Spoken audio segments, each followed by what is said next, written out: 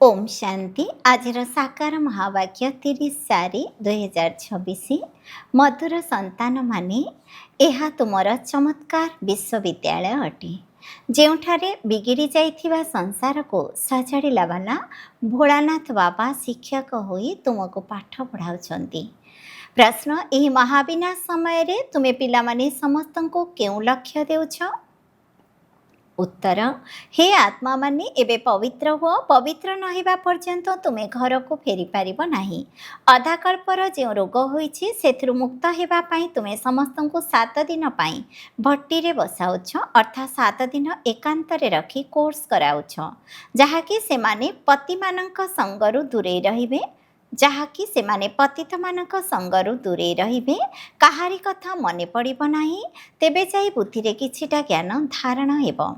गीत अच्छी तुम्हें रात गवाई ओम शांति पिला मानक एक कथा किए कहले जेहेतु तुम्हें माने स्कूल रे बसीछ तेणु निश्चित शिक्षक ही कहिबे।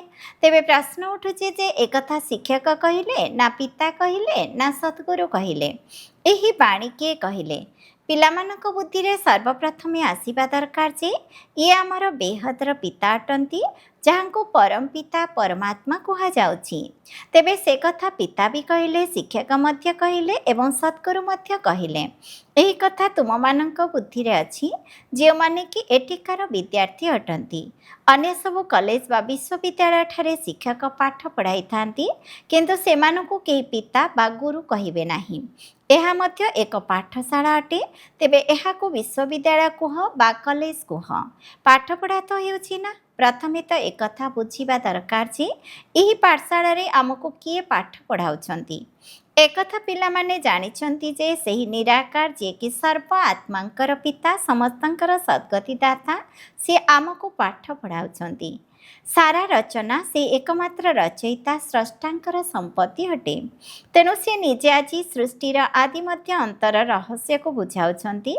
तुमे पिला माने से पितांक पाखरे जन्म नेइछ तुमे माने बुद्धि द्वारा जानुछ जे से आम समस्त आत्मांकर पिता अटंती जहाँ को ज्ञानर सागर बा ज्ञानर भंडार कहा जाउछि।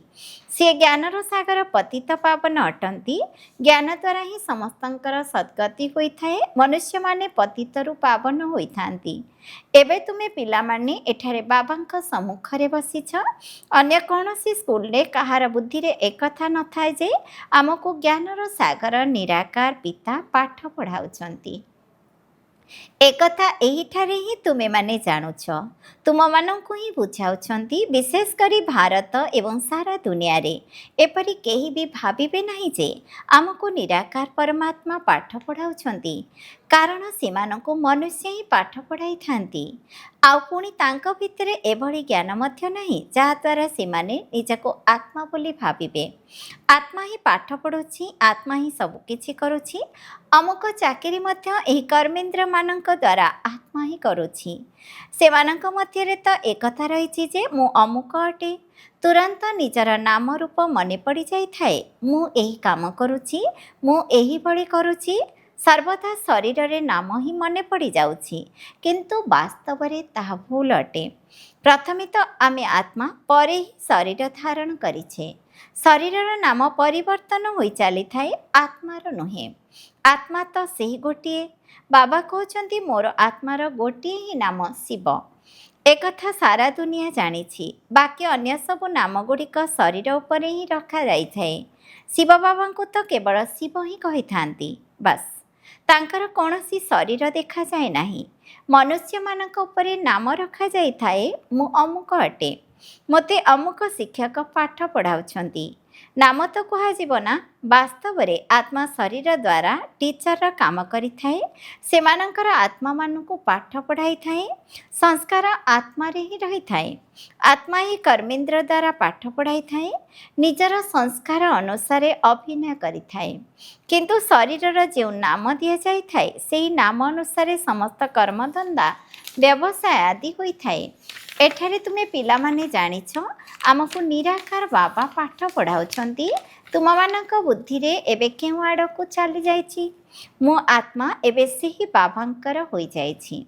ଆତ୍ମା ଜାଣୁଛି ନିରାକାର ପିତା ଆସି ଆମକୁ ଏହି ସାକାର ବ୍ରହ୍ମାଙ୍କ ଦ୍ୱାରା ପାଠ ପଢ଼ାଉଛନ୍ତି। ତାଙ୍କର ନାମ ହେଲା ଶିବ। ଶିବ ଜୟନ୍ତୀ ମଧ୍ୟ ପାଳନ କରୁଛନ୍ତି।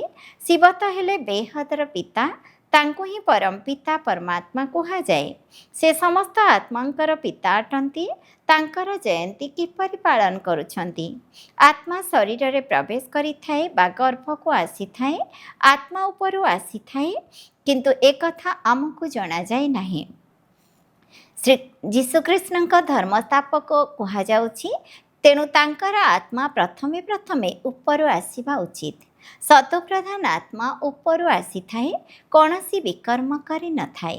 ପ୍ରଥମେ ସତୋପ୍ରଧାନ, ପୁଣି ସତୋ ରଜୋ ତମୋରେ ଆସିଥାଏ, ତେବେ ଯାଇ ବିକର୍ମ ହୋଇଥାଏ। ଆତ୍ମା ଯେତେବେଳେ ପ୍ରଥମେ ଆସିବ ସେତେବେଳେ ସତୋପ୍ରଧାନ ଥାଏ, ତେଣୁ କୌଣସି ଦୁଃଖ ଭୋଗ କରିନଥାଏ। ଅଧା ସମୟ ଅତିକ୍ରାନ୍ତ ହେବା ପରେ ହିଁ ବିକର୍ମ କରିବା ଆରମ୍ଭ କରିଥାଏ। ଆଜିଠାରୁ 5000 ବର୍ଷ ପୂର୍ବରୁ ବାସ୍ତବରେ ସୂର୍ଯ୍ୟବଂଶୀମାନଙ୍କର ରାଜ୍ୟ ଥିଲା। ଅନ୍ୟ ଧର୍ମ ସବୁ ପରେ ଆସିଲା। ଭାରତବାସୀ ସାରା ବିଶ୍ୱର ମାଲିକ ଥିଲେ। ଭାରତକୁ ଅବିନାଶୀ ଭୂମି କୁହାଯାଏ। ସେତେବେଳେ ଆଉ କୌଣସି ଭୂଖଣ୍ଡ ନଥିଲା। ତେବେ ଶିବ ବାବା ବିଗିଡ଼ି ଯାଇଥିବା ସଂସାରକୁ ସଜାଡ଼ିଥାନ୍ତି। ଭୋଳାନାଥ ମଧ୍ୟ ଶିବଙ୍କୁ କୁହାଯାଏ, ଶଙ୍କରକୁ ନୁହେଁ। ଭୋଳାନାଥ ଶିବ ସଂସାରକୁ ସଜାଡ଼ିଥାନ୍ତି। ଶିବ ଏବଂ ଶଙ୍କର ଏକ ନୁହନ୍ତି। ଶିବ ଅଲଗା ଏବଂ ଶଙ୍କର ଅଲଗା। ବ୍ରହ୍ମା ବିଷ୍ଣୁ ଶଙ୍କରଙ୍କର କୌଣସି ମହିମା ନାହିଁ। ମହିମା କେବଳ ଶିବଙ୍କର, ଯିଏକି ବିଗିଡ଼ି ଯାଇଥିବା ଦୁନିଆକୁ ସଜାଡ଼ିଥାନ୍ତି। ସେ କହୁଛନ୍ତି, ମୁଁ ସାଧାରଣ ବୃଦ୍ଧ ଶରୀରରେ ଆସୁଛି। ଇଏ 84 ଜନ୍ମ ପୁରା କରିଛନ୍ତି। ଏବେ ଏହି ସଂସାର ମଧ୍ୟ ସମାପ୍ତ ହେବାକୁ ଯାଉଛି। ଏହି ପୁରୁଣା ଶରୀର, ପୁରୁଣା ସମ୍ବନ୍ଧ ମଧ୍ୟ ସମାପ୍ତ ହେବାକୁ ଯାଉଛି। ତେବେ କାହାକୁ ମନେ ପକାଇବା ଉଚିତ? ବିନାଶ ହେବାକୁ ଯାଉଥିବା ଜିନିଷକୁ ମନେ ପକାଯାଏ ନାହିଁ। ଯେପରି ନୂଆ ଘର ତିଆରି ହେଲେ ପୁରୁଣା ଘରୁ ମନ ହଟିଯାଏ। ଏସବୁ ହେଲା ପୁଣି ବେହଦର କଥା। ଏବେ ସମସ୍ତଙ୍କର ସଦ୍ଗତି ହେଉଛି, ଅର୍ଥାତ୍ ରାବଣ ରାଜ୍ୟରୁ ସମସ୍ତଙ୍କୁ ମୁକ୍ତି ମିଳୁଛି। ଏବେ ତ ରାବଣ ସମସ୍ତଙ୍କୁ ବିଗାଡ଼ି ଦେଇଛି। ଭାରତ ବିଲକୁଲ ହିଁ କଙ୍ଗାଳ, ଭ୍ରଷ୍ଟାଚାରୀ ହୋଇଯାଇଛି। ଲୋକମାନେ ଦୁର୍ନୀତି, ଅପମିଶ୍ରଣ, ଚୋରି, ଠକେଇ ଆଦିକୁ ଭ୍ରଷ୍ଟାଚାର ବୋଲି ଭାବୁଛନ୍ତି। କିନ୍ତୁ ବାବା କହୁଛନ୍ତି, ପ୍ରଥମ ଭ୍ରଷ୍ଟାଚାର ହେଲା କାମ ବିକାର ଦ୍ୱାରା ପତିତ ହେବା। ଶରୀର ବିକାର ଦ୍ୱାରା ଜନ୍ମ ନେଉଛି, ସେଥିପାଇଁ ଏହାକୁ ବିକାରୀ ଦୁନିଆ କୁହାଯାଉଛି। ସତ୍ୟଯୁଗକୁ ନିର୍ବିକାରୀ ଦୁନିଆ କୁହାଯାଉଛି। ଆମେମାନେ ସତ୍ୟଯୁଗରେ ପ୍ରବୃତ୍ତି ମାର୍ଗବାଲା ଦେବୀ ଦେବତା ଥିଲେ। କହୁଛନ୍ତି, ଯଦି ପବିତ୍ର ରହିବ ତେବେ ବିକାର ବିନା ସନ୍ତାନ କିପରି ଜନ୍ମ ହେବେ? ସେମାନଙ୍କୁ କୁହ, ଆମେ ଆମର ରାଜଧାନୀ ବାହୁବଳ ଦ୍ୱାରା ନୁହେଁ, ଯୋଗବଳ ଦ୍ୱାରା ସ୍ଥାପନ କରୁଛୁ। ତେବେ କ'ଣ ଯୋଗବଳ ଦ୍ୱାରା ସନ୍ତାନ ଜନ୍ମ ହୋଇପାରିବେ ନାହିଁ? ଯେବେକି ତାହା ନିର୍ବିକାରୀ ଦୁନିଆ ଏବଂ ପବିତ୍ର ଗୃହସ୍ଥ ଆଶ୍ରମ, ଯଥା ରାଜାରାଣୀ ସମ୍ପୂର୍ଣ୍ଣ ନିର୍ବିକାରୀ ତଥା ପ୍ରଜା ମଧ୍ୟ ସମ୍ପୂର୍ଣ୍ଣ ନିର୍ବିକାରୀ ଅଟନ୍ତି। ଏଠାରେ ସମସ୍ତେ ସମ୍ପୂର୍ଣ୍ଣ ବିକାରୀ। ସତ୍ୟଯୁଗରେ ବିକାର ନଥାଏ। ତାକୁ କୁହାଯାଏ ଈଶ୍ୱର ପିତାଙ୍କ ଦ୍ୱାରା ସ୍ଥାପନ ହୋଇଥିବା ଈଶ୍ୱରୀୟ ରାଜ୍ୟ।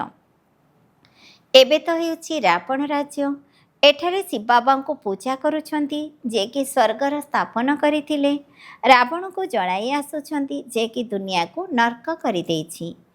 ଦ୍ୱାପର ଯୁଗ କେବେଠାରୁ ଆରମ୍ଭ ହେଲା ସେ କଥା ମଧ୍ୟ କାହାକୁ ଜଣା ନାହିଁ। ଏହା ମଧ୍ୟ ବୁଝିବାର କଥା। ଏହା ତ ତମୋପ୍ରଧାନ ଆସୁରୀ ଦୁନିଆ ଅଟେ। ଏହା ହେଲା ଈଶ୍ୱରୀୟ ଦୁନିଆ। ତାକୁ ସ୍ୱର୍ଗ, ଦୈବୀ, ପାବନ ଦୁନିଆ କୁହାଯାଏ। ଏହା ହେଉଛି ନର୍କ, ପତିତ ଦୁନିଆ। ଏସବୁ କଥା ମଧ୍ୟ ସେହିମାନେ ବୁଝିପାରିବେ ଯେଉଁମାନେ ପ୍ରତିଦିନ ପାଠ ପଢ଼ିବେ। ଏମିତି ବହୁତ ଅଛନ୍ତି ଯେଉଁମାନେ କହନ୍ତି, ଅମୁକ ଜାଗାରେ କ'ଣ ବିଦ୍ୟାଳୟ ଅଛି? ଆରେ ହେଡ୍ ଅଫିସ୍ ଅର୍ଥାତ୍ ମୁଖ୍ୟାଳୟ ତ ଅଛି ନା। ତୁମେ ଆସି ଏଠାରୁ ଡାଇରେକ୍ସନ୍ ନେଇଯାଅ। କିଛି ବଡ଼ କଥା ତ ନୁହେଁ। ସୃଷ୍ଟିଚକ୍ରର ଜ୍ଞାନକୁ ଗୋଟିଏ ସେକେଣ୍ଡରେ ବୁଝାଇ ଦିଆଯାଇଥାଏ। ସତ୍ୟ ତ୍ରେତା ଯୁଗ ଅତିବାହିତ ହେଲା ପରେ ପୁଣି ଦ୍ୱାପର କଳିଯୁଗ ଆସିଲା ଏବଂ ତାହା ମଧ୍ୟ ଏବେ ସମାପ୍ତ ହୋଇଗଲା। ଏବେ ହେଲା ସଙ୍ଗମ ଯୁଗ। ଆଗାମୀ ନୂଆ ଦୁନିଆକୁ ଯିବା ପାଇଁ ପାଠ ପଢ଼ିବାକୁ ପଡ଼ିବ। ଏଠାରେ ପାଠ ପଢ଼ିବାର ଅଧିକାର ସମସ୍ତଙ୍କର ରହିଛି। କେହି କହୁଛନ୍ତି, ବାବା ମୁଁ ଚାକିରି କରୁଛି। ଆଚ୍ଛା, ଗୋଟିଏ ସପ୍ତାହ ଜ୍ଞାନ ଆହରଣ କରି ପୁଣି ଚାଲିଯାଅ, ମୂର୍ଲି ମିଳିଯିବ।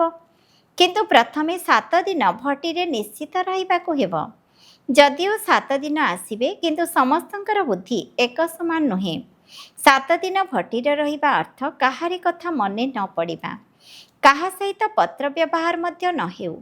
କିନ୍ତୁ ସମସ୍ତେ ଏକାଭଳି ତ ବୁଝିପାରିବେ ନାହିଁ। ଏଠାରେ ପତିତମାନଙ୍କୁ ପାବନ ହେବାର ଅଛି। ଏହି ପତିତପଣିଆ ମଧ୍ୟ ଏକ ରୋଗ ଅଟେ। ମନୁଷ୍ୟ ଆଧାକଳ୍ପର ମହାରୋଗୀ ଅଟନ୍ତି। ତେଣୁ ସେମାନଙ୍କୁ ଅଲଗା ରଖିବାକୁ ହେବ, ଯେପରି କାହା ସଙ୍ଗରେ ନ ମିଶିବେ। ବାହାରକୁ ଗଲେ ଓଲଟା ସିଧା ଖାଦ୍ୟ ଖାଇବେ, ପତିତମାନଙ୍କୁ ହାତରୁ ଖାଦ୍ୟ ଖାଇବେ। ସତ୍ୟଯୁଗରେ ଦେବତାମାନେ ପବିତ୍ର ଅଟନ୍ତି ନା? ସେମାନଙ୍କ ପାଇଁ ଦେଖ ବିଶେଷ ମନ୍ଦିର ତିଆରି ହେଉଛି। ଦେବତାମାନଙ୍କୁ ପୁଣି ପତିତମାନେ ଛୁଇଁ ପାରିବେ ନାହିଁ। ଏବେ ତ ମନୁଷ୍ୟମାନେ ବିଲକୁଲ ପତିତ ଭ୍ରଷ୍ଟାଚାରୀ ଅଟନ୍ତି। ସମସ୍ତଙ୍କର ଶରୀର ବିଷ ଅର୍ଥାତ୍ ବିକାରରୁ ଜନ୍ମ ନେଉଛି। ତେଣୁ ଏମାନଙ୍କୁ ଭ୍ରଷ୍ଟାଚାରୀ କୁହାଯାଉଛି। ସନ୍ନ୍ୟାସୀମାନଙ୍କର ଶରୀର ମଧ୍ୟ ବିଷରୁ ତିଆରି ହୋଇଛି। ବାବା କହୁଛନ୍ତି ପ୍ରଥମେ ପ୍ରଥମେ ଆତ୍ମାକୁ ପବିତ୍ର ହେବାକୁ ପଡ଼ିବ, ପୁଣି ଶରୀର ମଧ୍ୟ ପବିତ୍ର ଦରକାର। ସେଥିପାଇଁ ପୁରୁଣା ଅପବିତ୍ର ଶରୀର ସବୁ ବିନାଶ ହୋଇଯିବ। ଏବେ ସମସ୍ତଙ୍କୁ ଘରକୁ ଫେରିଯିବାକୁ ହେବ। ଏହା ହେଉଛି ବିନାଶର ସମୟ। ଏବେ ସମସ୍ତଙ୍କୁ ପବିତ୍ର ହୋଇ ଫେରିଯିବାକୁ ହେବ। ଭାରତରେ ହିଁ ହୋଲିକା ଦହନ ପର୍ବ ପାଳନ କରିଥାନ୍ତି। ଏଠାରେ 5 ତତ୍ତ୍ୱ ଦ୍ୱାରା ନିର୍ମିତ ଶରୀର ତମୋ ପ୍ରଧାନ ଅଟେ। ସତ୍ୟଯୁଗରେ ଶରୀର ମଧ୍ୟ ସତୋ ପ୍ରଧାନ ହୋଇଥାଏ। ଶ୍ରୀକୃଷ୍ଣଙ୍କର ଚିତ୍ର ରହିଛି ନା? ତୁମମାନଙ୍କୁ ନର୍କକୁ ତ ଲାତ ମାରିବାକୁ ହେବ, କାହିଁକି ନା ସତ୍ୟଯୁଗକୁ ଯିବାକୁ ହେବ।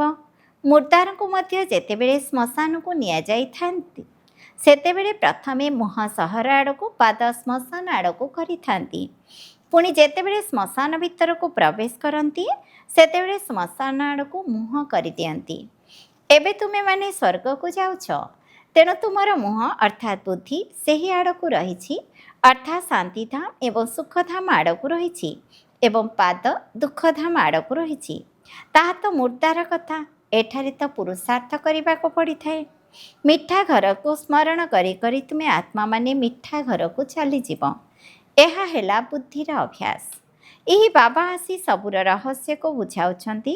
ତୁମେମାନେ ଜାଣୁଛ ଏବେ ଆମେ ଆତ୍ମାମାନଙ୍କୁ ଘରକୁ ଯିବାକୁ ହେବ। ଏହା ପୁରୁଣା ଶରୀର ରୂପୀ ବସ୍ତ୍ର ଏବଂ ପୁରୁଣା ଦୁନିଆ ଅଟେ। ନାଟକ ଶେଷ ହେଲା, ଅର୍ଥାତ୍ 84 ଜନ୍ମ ପାଠ କରି ଆସିଲ। ବାବା ଏକଥା ମଧ୍ୟ ବୁଝାଇଛନ୍ତି ଯେ ସମସ୍ତେ 84 ଜନ୍ମ ନେଇନଥାନ୍ତି। ଯେଉଁମାନେ ବହୁତ ପଛରେ ଅନ୍ୟ ଧର୍ମରେ ଆସିଥାନ୍ତି, ନିଶ୍ଚିତ ଭାବରେ ସେମାନଙ୍କର ଜନ୍ମ ମଧ୍ୟ କମ୍ ହୋଇଥାଏ। ଇସଲାମୀମାନଙ୍କ ଠାରୁ ବୌଦ୍ଧମାନଙ୍କର କମ୍ ଜନ୍ମ ଏବଂ ଖ୍ରୀଷ୍ଟିଆନମାନଙ୍କର ତାଙ୍କଠାରୁ ମଧ୍ୟ କମ୍। ଗୁରୁ ନାନକଙ୍କର ଶିଖ ଧର୍ମର ଆତ୍ମାମାନେ ଏବେ ଅଳ୍ପ ଦିନ ହେବ ଆସିଛନ୍ତି। ଗୁରୁ ନାନକଙ୍କୁ 500 ବର୍ଷ ହେଲା, ତେଣୁ ସେମାନେ କେବେ ହେଲେ 84 ଜନ୍ମ ନେଇପାରିବେ ନାହିଁ। ହିସାବ କରାଯାଏ 5000 ବର୍ଷରେ ଏତେ ଜନ୍ମ ହେଲେ 500 ବର୍ଷରେ କେତେ ଜନ୍ମ ହୋଇଥିବ? 12-13 ଜନ୍ମ। ଯୀଶୁଖ୍ରୀଷ୍ଟଙ୍କୁ 2000 ବର୍ଷ ହେଲେ ଖ୍ରୀଷ୍ଟିଆନମାନଙ୍କର କେତେ ଜନ୍ମ ହୋଇଥିବ? ଅଧାରୁ କମ୍ ମଧ୍ୟ ହୋଇଯିବ। ଏସବୁ ହିସାବର କଥା ନା? ଏଥିରେ କିଏ କେତେ ଜନ୍ମ କିଏ କେତେ ଜନ୍ମ ସଠିକ୍ ଭାବରେ କହିହେବ ନାହିଁ। ତେଣୁ ଏହିସବୁ କଥାରେ ତର୍କ ବିତର୍କ କରି ଅଧିକ ସମୟ ନଷ୍ଟ କରିବା ଉଚିତ ନୁହେଁ। ତୁମର କାମ ହେଲା ବାବାଙ୍କୁ ମନେ ପକାଇବା। ଫାଲତୁ କଥାରେ ବୁଦ୍ଧି ଯିବା ଉଚିତ ନୁହେଁ। ବାବାଙ୍କ ସହିତ ଯୋଗ ଲଗାଇବା ଏବଂ ସୃଷ୍ଟିଚକ୍ରକୁ ଜାଣିବା ଦରକାର। ବାକି ଯୋଗ ବଳ ଦ୍ୱାରା ହିଁ ପାପ ନଷ୍ଟ ହେବ, କିନ୍ତୁ ଏହିଥିରେ ହିଁ ମେହନତ ରହିଛି। ସେଥିପାଇଁ ଭାରତର ପ୍ରାଚୀନ ଯୋଗର ଗାୟନ ରହିଛି, ଯାହାକୁ ବାବା ଆସି ଶିଖାଉଛନ୍ତି। ସତ୍ୟ ତ୍ରେତା ଯୁଗରେ ତ ଯୋଗ ବଳର କଥା ହିଁ ନାହିଁ। ପୁଣି ଭକ୍ତି ମାର୍ଗରେ ହଠ ଯୋଗ ଆରମ୍ଭ ହୋଇଥାଏ। ଏହା ହେଲା ସହଜ ରାଜଯୋଗ। ବାବା କହୁଛନ୍ତି ମୋତେ ମନେ ପକାଇଲେ ପବିତ୍ର ହେବ। ତେବେ ମୂଳ କଥା ହେଲା ଯୋଗ ବଳର। ଏବେ କୌଣସି ପ୍ରକାରର ପାପକର୍ମ କରିବା ଉଚିତ ନୁହେଁ। ଦେବୀ ଦେବତାଙ୍କର ମନ୍ଦିର ମଧ୍ୟ ରହିଛି, କାରଣ ସେମାନେ ପବିତ୍ର। ପୂଜାରୀମାନେ ତ ପତିତ, କିନ୍ତୁ ପବିତ୍ର ଦେବତାମାନଙ୍କୁ ସ୍ନାନ ଆଦି କରାଉଛନ୍ତି। ବାସ୍ତବରେ ପତିତଙ୍କର ହାତ ମଧ୍ୟ ତାଙ୍କଠାରେ ଲାଗିବା ଉଚିତ ନୁହେଁ। ଏସବୁ ହେଲା ଭକ୍ତି ମାର୍ଗର ପ୍ରଥା ପରମ୍ପରା। ଏବେ ତ ଆମେ ପାବନ ହେବାକୁ ଯାଉଛୁ। ପବିତ୍ର ହୋଇଗଲେ ପୁଣି ଦେବତା ହୋଇଯିବୁ। ସେଠାରେ ତ ପୂଜା ଆଦି କରିବାର ଆବଶ୍ୟକତା ରହିବ ନାହିଁ। ସମସ୍ତଙ୍କର ସଦ୍ଗତିଦାତା ହେଲେ ହିଁ ଏକମାତ୍ର ବାବା। ତାଙ୍କୁ ହିଁ ଭୋଳାନାଥ କୁହାଯାଏ। ମୁଁ ଆସୁଛି ପତିତ ଦୁନିଆ ପତିତ ଶରୀରରେ ପୁରୁଣା ରାବଣ ରାଜ୍ୟକୁ। ହଁ, କାହା ଶରୀରରେ ମଧ୍ୟ ପ୍ରବେଶ କରି ମୁରଲି ଶୁଣାଇ ପାରିବ। ଏହାର ଅର୍ଥ ଏପରି ନୁହେଁ ଯେ ମୁଁ ସର୍ବବ୍ୟାପୀ। ପ୍ରତ୍ୟେକଙ୍କ ଭିତରେ ତ ନିଜ ନିଜର ଆତ୍ମା ରହିଛି। ଫର୍ମରେ ମଧ୍ୟ ଲେଖାଇ ନିଆଯାଇଥାଏ ଯେ ତୁମର ଆତ୍ମା ପିତାଙ୍କର ନାମ କ'ଣ, କିନ୍ତୁ ସେ କଥାକୁ କେହି ବୁଝିପାରନ୍ତି ନାହିଁ। ଆତ୍ମାମାନଙ୍କର ପିତା ତ ଜଣେ ହିଁ ହୋଇଥିବେ। ଆମେ ସବୁ ଆତ୍ମା ଭାଇ ଭାଇ ଏବଂ ଆମ ସମସ୍ତ ଆତ୍ମାଙ୍କର ପିତା ଜଣେ ଅଟନ୍ତି। ତାଙ୍କଠାରୁ ହିଁ ଜୀବନ ମୁକ୍ତିର ବର୍ଷା ମିଳିଥାଏ। ସେ ହିଁ ମୁକ୍ତିଦାତା ପଥ ପ୍ରଦର୍ଶକ ଅଟନ୍ତି, ଯିଏକି ସବୁ ଆତ୍ମାମାନଙ୍କୁ ମିଠା ଘର ବା ଶାନ୍ତିଧାମକୁ ନେଇଯିବେ। ସେଥିପାଇଁ ପୁରୁଣା ଦୁନିଆର ବିନାଶ ହୋଇଥାଏ, ଯେପରି ହୋଲିକା ଦହନ ହୋଇଥାଏ ନା, ସେହିପରି ଶରୀର ସବୁ ସମାପ୍ତ ହୋଇଯିବ, ବାକି ସବୁ ଆତ୍ମାମାନେ ନିଜ ଘରକୁ ଫେରିଯିବେ। ସତ୍ୟଯୁଗରେ ତ ବହୁତ କମ୍ ଆତ୍ମା ରହିବେ। ତେବେ ବୁଝିବା ଦରକାର ଯେ ସ୍ୱର୍ଗ ସ୍ଥାପନା କିଏ କରାଉଛନ୍ତି ଏବଂ କଳିଯୁଗର ବିନାଶ କିଏ କରାଉଛନ୍ତି। ତାହା ତ ସ୍ପଷ୍ଟ ଭାବେ ଲେଖା ହୋଇଛି। କୁହାଯାଏ, ସ୍ନେହ କଲେ ସ୍ନେହ ମିଳିଥାଏ। ବାବା କହୁଛନ୍ତି, ଯେଉଁମାନେ ମୋ ଅର୍ଥେ ମନୁଷ୍ୟକୁ ଦେବତା କରିବାର ବହୁ ସେବା କରିଥାନ୍ତି, ସେମାନେ ମୋର ଅଧିକ ପ୍ରିୟ ହୋଇଥାନ୍ତି। ଯେଉଁମାନେ ପୁରୁଷାର୍ଥ କରିବେ, ସେହିମାନେ ହିଁ ଉଚ୍ଚ ବର୍ଷା ପାଇବେ। ବର୍ଷା ଆତ୍ମାମାନଙ୍କୁ ପରମାତ୍ମା ପିତାଙ୍କ ଠାରୁ ପାଇବାର ଅଛି। ସେଥିପାଇଁ ଆତ୍ମ ଅଭିମାନୀ ହେବାକୁ ପଡ଼ିବ। କେହି କେହି ତ ବହୁତ ଭୁଲ ମଧ୍ୟ କରୁଛନ୍ତି। ପୁରୁଣା ଅଭ୍ୟାସ ସବୁ ମଜବୁତ ହୋଇଯାଇଛି, ତେବେ କେତେ ବୁଝାଇଲେ ମଧ୍ୟ ବଦଳୁନାହିଁ। ତାହାଦ୍ୱାରା ନିଜର ହିଁ ପଦକୁ କମ୍ କରିଦେଉଛନ୍ତି। ଆଚ୍ଛା, ମିଠା ମିଠା ଶିଖିଲଧି ସନ୍ତାନମାନଙ୍କ ପ୍ରତି ମାତା ପିତା ବାପଦାଦାଙ୍କର ମଧୁର ସ୍ନେହ ସମ୍ପନ୍ନ ଶୁଭେଚ୍ଛା ଏବଂ ସୁପ୍ରଭାତ। ଆତ୍ମିକ ପିତାଙ୍କର ଆତ୍ମିକ ସନ୍ତାନମାନଙ୍କୁ ନମସ୍ତେ। ଆମ ଆତ୍ମିକ ସନ୍ତାନମାନଙ୍କର ମଧ୍ୟ ଆତ୍ମିକ ପିତାଙ୍କୁ ନମସ୍ତେ ନମସ୍ତେ ନମସ୍ତେ। ଧାରଣା ପାଇଁ ମୁଖ୍ୟ ସାରାଂଶ 1 ନମ୍ବର, କୌଣସି କଥାର ତର୍କ ବିତର୍କ କରି ନିଜର ସମୟକୁ ନଷ୍ଟ କରିବାର ନାହିଁ। ବ୍ୟର୍ଥ କଥାରେ ବୁଦ୍ଧି ଅଧିକ ନ ଯାଉ। ଯେତେ ଦୂର ସମ୍ଭବ ଯୋଗର ଯାତ୍ରାରେ ରହି ନିଜର ବିକର୍ମ ବିନାଶ କରିବାର ଅଛି। ଆତ୍ମ ଅଭିମାନୀ ହୋଇ ରହିବାର ଅଭ୍ୟାସ କରିବାର ଅଛି। 2 ନମ୍ବର, ଏହି ପୁରୁଣା ଦୁନିଆରୁ ନିଜର ମୁହଁ ମୋଡ଼ି ନେବାକୁ ହେବ। ଶାନ୍ତିଧାମ ଏବଂ ସୁଖଧାମକୁ ମନେ ପକାଇବାକୁ ହେବ। ନୂଆ ଘର ତିଆରି ହେଉଛି, ତେଣୁ ପୁରୁଣା ଘରୁ ମନ ହଟାଇ ଦେବାକୁ ହେବ। ବରଦାନ, ଈଶ୍ୱରୀୟ କୁଳର ସ୍ମୃତି ଦ୍ୱାରା ମାୟାକୁ ସମ୍ମୁଖୀନ କରୁଥିବା ସଦା ସମର୍ଥ ସ୍ୱରୂପ ହୁଅ।